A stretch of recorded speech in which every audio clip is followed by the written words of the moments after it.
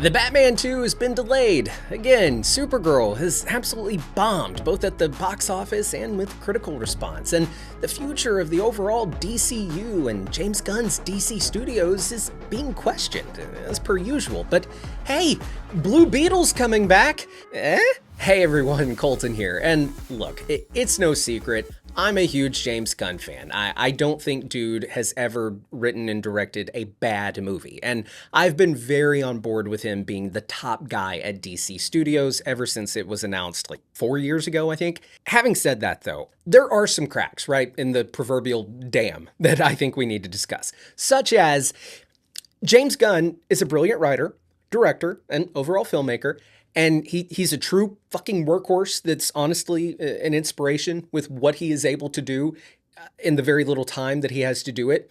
But maybe, just maybe, he's not the right fit for running a studio. But before we get into that, and we will talk about that, let me say this. James Gunn and the DCU, DC Studios, and its failure has been prognosticated on by dorks online since before Superman 2025, before it even released.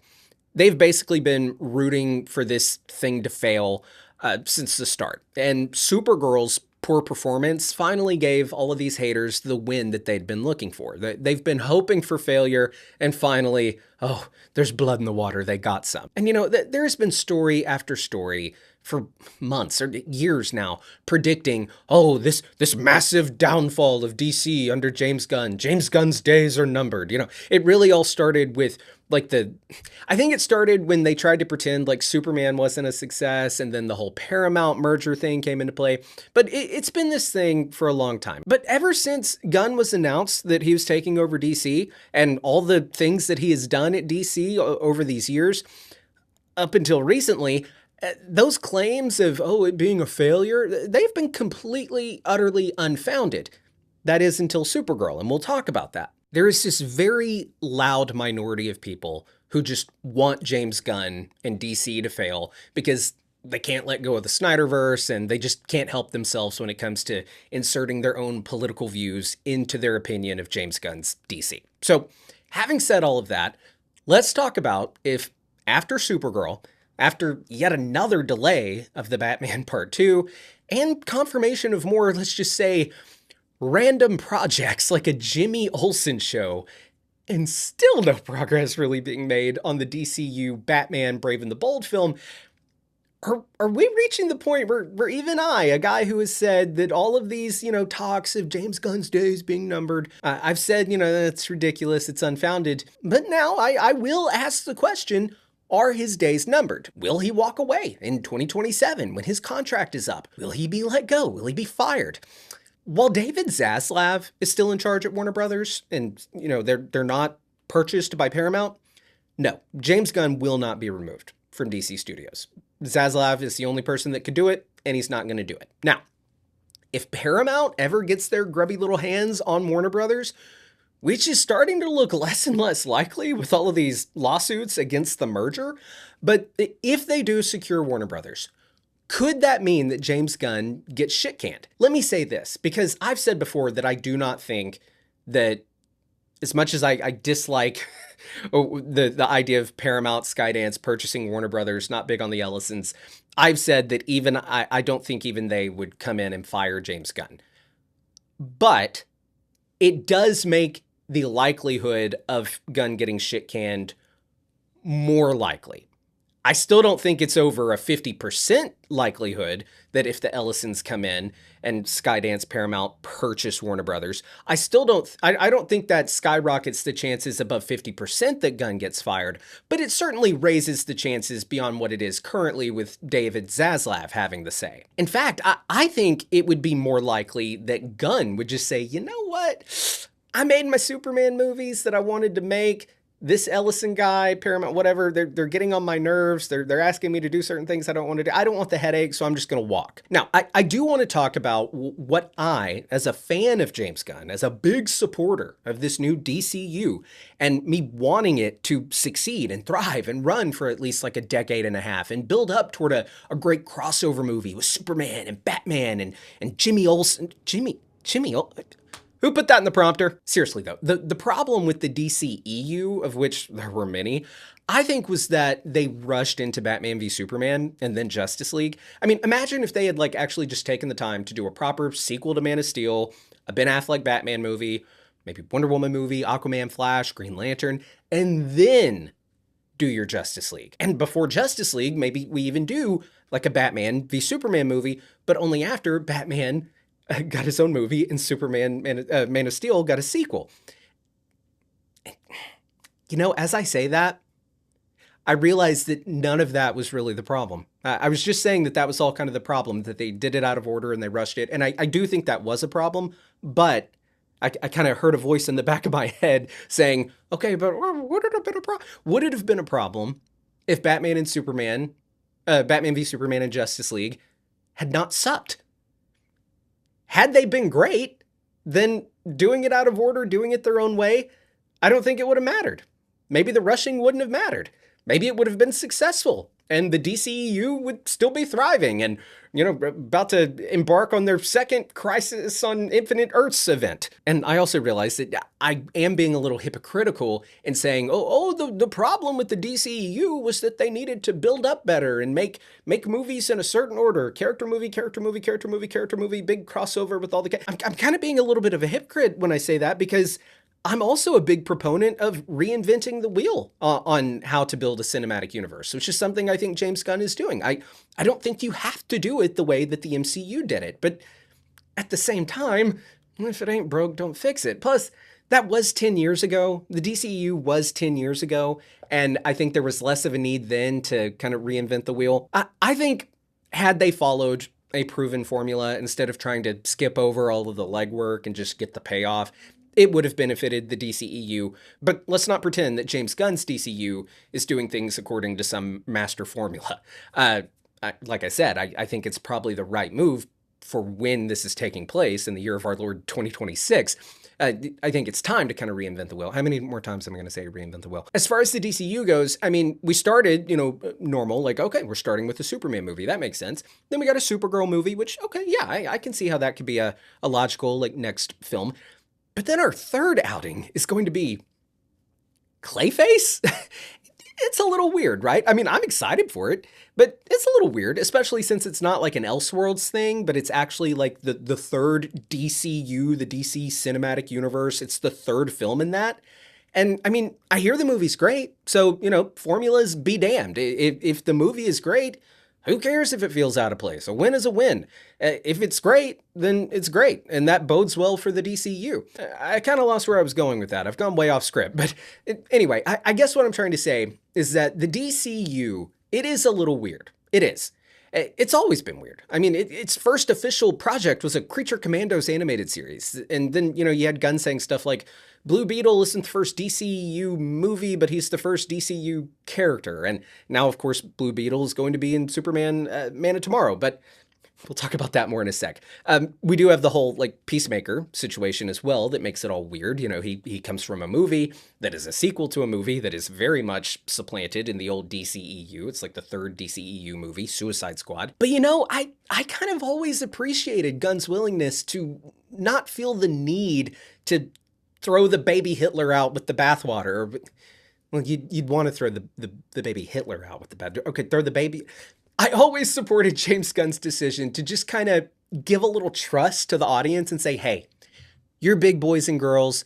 Do I really need to hold your hand through all of this? No, you're smart enough to get, some things are still canon, some aren't. Who cares? It's all made up fake shit anyway. Let's just go have some fun. And Gunn just kind of dismissed the whole idea that I think we online pundits go to way too often, which is, if you do that, you're going to confuse the audience. No. They're not confused. They just watched a Spider-Man movie that had Tobey Maguire, Andrew Garfield, and Tom Holland in it as Spider-Man, and they got it just fine. So no, they're not confused. I don't think they really care. They just want a good movie. They just want to be able to go to the movies, spend their hard-earned money, and enjoy 2.5 hours at the movie theater. That's what they want. So let's talk about Blue Beetle, right? I'm all over the place. But bringing Blue Beetle in, I've heard some say that that's a mistake because it latches on a piece of the old failed DCEU to the relatively clean slate of the DC. Well, it was clean until, Supergirl bombed. But look, Blue Beetle, I seem to remember having had a good time watching that movie. It wasn't anything revolutionary. It's really not that memorable of a movie, but I seem to recall thinking it was good. And here's the thing. I think most general audiences, certainly they don't know, oh, well, that was part of the DC extended universe.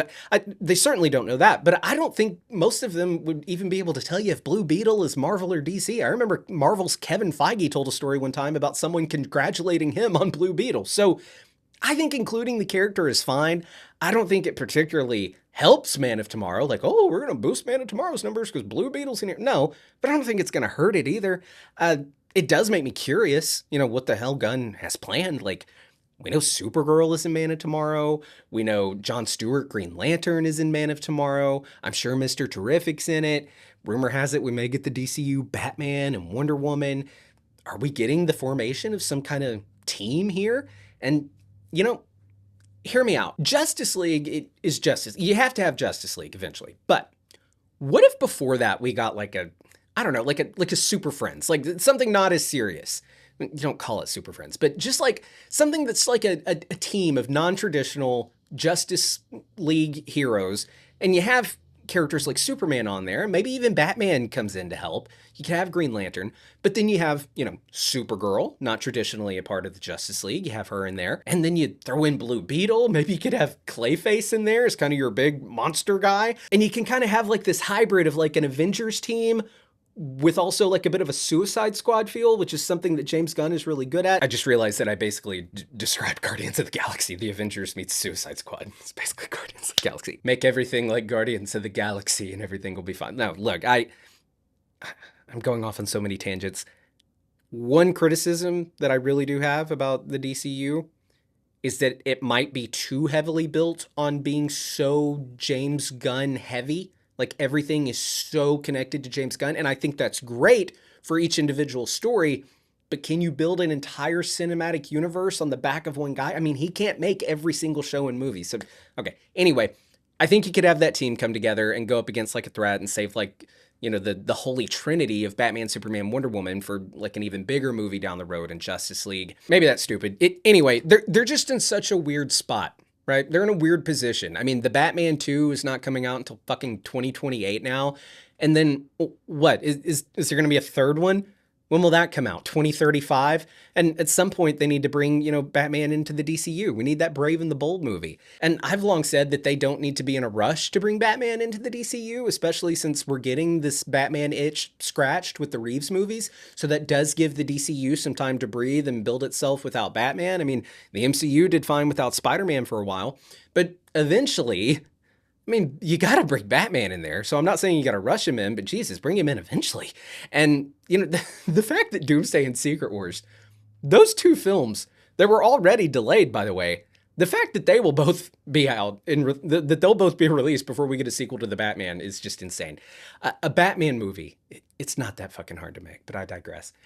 And hey, since I'm rambling and have completely abandoned the script, have you guys heard these rumblings about James Gunn maybe directing Brave and the Bold? I know I just went off on that little tangent about it can't all be James Gunn all the time. The DCU's foundation cannot be James Gunn. That can't be James Gunn, and the James Gunn aesthetic and the way James Gunn cannot be the foundation of the entire DCU. I don't think that's a good idea, because what if he wants to move on?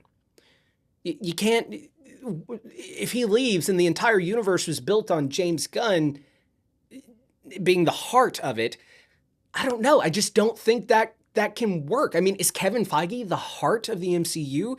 Yes, to a degree, but other people are as well. It was more of a collaborative. Chris Evans and Robert Downey Jr., who are also both back, they're just as much the heart of the MCU as well. So anyway, James Gunn possibly directing Batman Brave and the Bold. I'm talking out of both sides of my mouth here, but I don't hate it. I wouldn't hate it. It was originally going to be Muschietti, right? The director of The Flash, which I'm known as the guy online that really liked The Flash. I did. I really liked The Flash. The third act, it really does fall apart, but those first two acts I really like. Anyway, after the debacle of Supergirl, I am now wondering if Gunn is going to just say, fuck it, I want to make a Batman movie, might as well write and direct it myself. And honestly, I'm down for a James Gunn Batman and Damian Wayne Robin movie, written and directed by James Gunn. It would be great. The only problem is I think that will shine a light on the fact that maybe this isn't a problem because it really maybe could be a good thing. I think it will shine a light on the fact that maybe James Gunn is not good at shepherding an entire movie studio.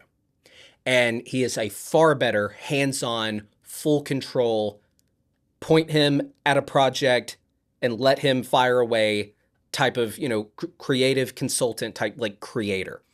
A studio head, that's a full-time job in itself. And I think Supergirl's mid-quality and poor performance certainly could have been avoided. One, if Gunn wasn't so busy writing and directing his own movies, which are two other full-time jobs, writing and directing. Had he been more present for the making of Supergirl in like an executive producer type role, I think that could have been very beneficial. But maybe Gunn just isn't very good at that. Maybe we need James Gunn to be given just like full carte blanche to do DC movies and have, one come out maybe every 2 or 3 years that he's in full control over. He writes and directs, and then he shoots, release, then he writes, directs, shoots, release. Just let him makes the James Gunn DC movies, and then have another guy, a talented producer or gal, whoever, have another person come in who is also a very talented creative. You don't get rid of Safran. He stays there too for the business stuff, but you just need like a detail-oriented, organized person who is also talented and creative, who can come in, serve as like an executive producer, and have them doing the managing of the overall DCU. And a person who isn't writing and directing their own movies or shows, and someone that can actually have the bandwidth to visit every set, watch dailies, offer notes, and not be distracted. Because I think that's the thing. James Gunn is doing too much. It's impossible for him not to be distracted. And Gunn, I think he can still be involved or even in charge of the overall, we're starting here, we're ending here of the DCU from a creative standpoint, and give him that authority to say, we're starting here, we're going here. But I think he needs someone that can go out and execute that vision and help shepherd the many films and filmmakers and their various projects that create this collaborative effort that is building a cinematic universe. It's almost like Gunn needs some deputies who oversee those other movies that he's not directly making. Anyway, I think I've rambled long enough. Look, I hope the DCU isn't Jover, right? I don't think it is. I want to give it a fucking chance. I mean, Jesus, they've had 2 movies, right? The DCEU got like, 15, 16 movies? Man of Tomorrow, it's going to be great. Clayface looks great. And Supergirl, well, not great.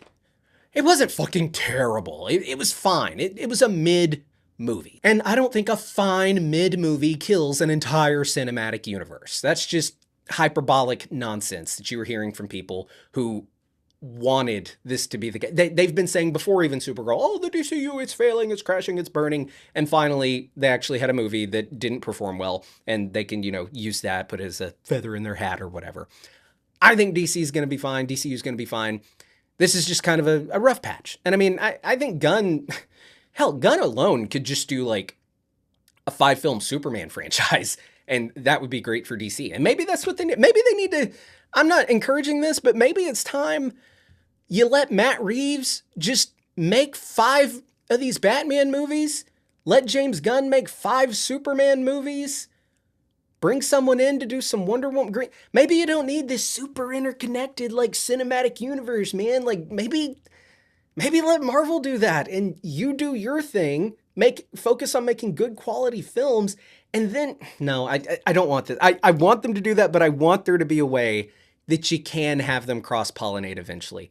But I guess what I'm just saying is even if this whole cinematic universe DCU doesn't pan out, I think you still have Gunn stay on to at least, finish the Superman trilogy and maybe do some other stuff. But with some positive news, what I'm hearing is just absolutely phenomenal. Spider-Man Brand New Day. Everything I'm hearing about Brand New Day, which comes out at the end of the month, I'm hearing that it is very, very good. In fact, prediction markets like Kalshi are forecasting Brand New Day to have a Rotten Tomatoes score above 90%. Previous MCU Spider-Man movies, Homecoming, Far From Home, and No Way Home, those all came in above 90% on Rotten Tomatoes. And with Brand New Day looking like it could be the best MCU Spider-Man film yet, I think the likelihood of Brand New Day clearing the 90% mark is pretty high. I mean, that's where I'd put my money. And on Kalshi, the sponsor of this video, I can. Say I put $100 toward Brand New Day coming in above 90% on Rotten Tomatoes. If I am right, I can turn that $100 into $139. And I'll tell you what I'd use that money for: going to see Spider-Man Brand New Day again. Now remember, this is supposed to be fun. We're talking about Spider-Man, for God's sake. So if you decide to make any trades, only use money that you have allocated in your budget for fun. And if you do decide to make a trade on Kalshi's Spider-Man market, use my code Colton or go through the link in the description below to receive $10 when you trade $10. That's code Colton, C-O-L-T-O-N, or click the link in the description below for $10 when you trade $10. And remember, please trade responsibly. All right, well, thanks so much for watching this video. If you're new here, be sure to subscribe, hit the bell so you get notified every time I upload a new video, and let me know your thoughts on the current state of DC down in the comments below. I've been Colton Ogburn. I'll see you next time. Bye!